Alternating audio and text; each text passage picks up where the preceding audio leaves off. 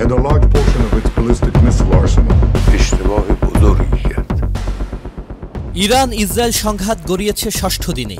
এমন উত্তেজনার মধ্যেই সরাসরি যুদ্ধের ঘোষণা দিয়েছেন ইরানের সর্বোচ্চ নেতা আয়াতুল্লাহ আলী খামেনি।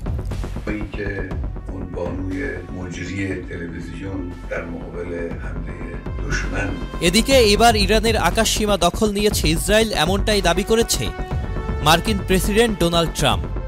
তবে পাল্টা দাবিতে ইসরায়েলের আকাশসীমার সম্পূর্ণ নিয়ন্ত্রণ নেয়ার দাবি করেছে তেহরানও। ভেঙে ফেলা হয়েছে প্রতিরক্ষা বলয়। ইরানের সর্বোচ্চ নেতা আয়াতুল্লাহ আলী খামেনিকে প্রকাশ্যে হত্যার হুমকি দিয়েছেন ইসরায়েলের প্রধানমন্ত্রী বেনিয়ামিন নেতানিয়াহু। পরিস্থিতি এমন জায়গায় পৌঁছেছে যে আন্তর্জাতিক বিশ্লেষকরা শঙ্কা প্রকাশ করেছেন ইসরায়েল ও মার্কিনিরা এবার ফোর্দো পারমাণবিক স্থাপনাসহ ইরান জুড়ে তীব্র হামলার পরিকল্পনা করছে। ইরানের সর্বোচ্চ নেতা আয়াতুল্লাহ আলী খামেনি বলেছে, এখন শান্তি নয়, যুদ্ধের ঘোষণা এসেছে। তিনি আরও বলেছেন যে ইরানের উপর আরোপিত যুদ্ধ তারা মেনে নেবে না, আর আমেরিকানদের জানা উচিত যে মার্কিন যুক্তরাষ্ট্রের যে কোনো সামরিক হস্তক্ষেপ নিঃসন্দেহে অপূরণীয় পরিণতি ডেকে আনবে। তবে মার্কিন প্রেসিডেন্ট ডোনাল্ড ট্রাম্প ইরানের নিঃশর্ত আত্মসমর্পণ দাবি করে বলেছেন, ইরানের আকাশের উপর আমাদের সম্পূর্ণ নিয়ন্ত্রণ রয়েছে। এরই প্রেক্ষিতে খামেনি বলেছেন, চাপিয়ে দেওয়ার মুখে এই জাতি কারো কাছে আত্মসমর্পণ করবে না। মিস্টার ট্রাম্প 48 ঘন্টার কূটনৈতিক আলোচনার সময় বেঁধে দিয়েছেন।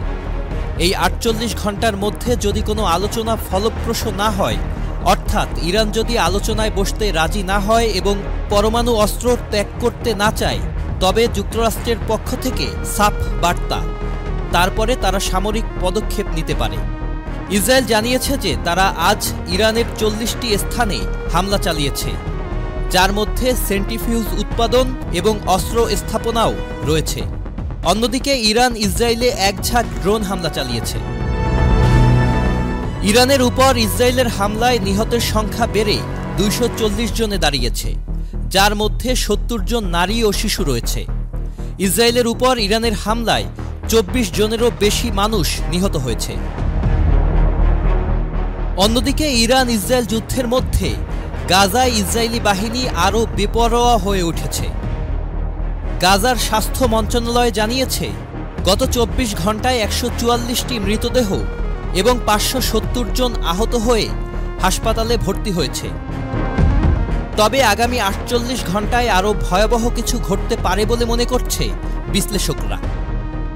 Sajid Abdullah, channel I.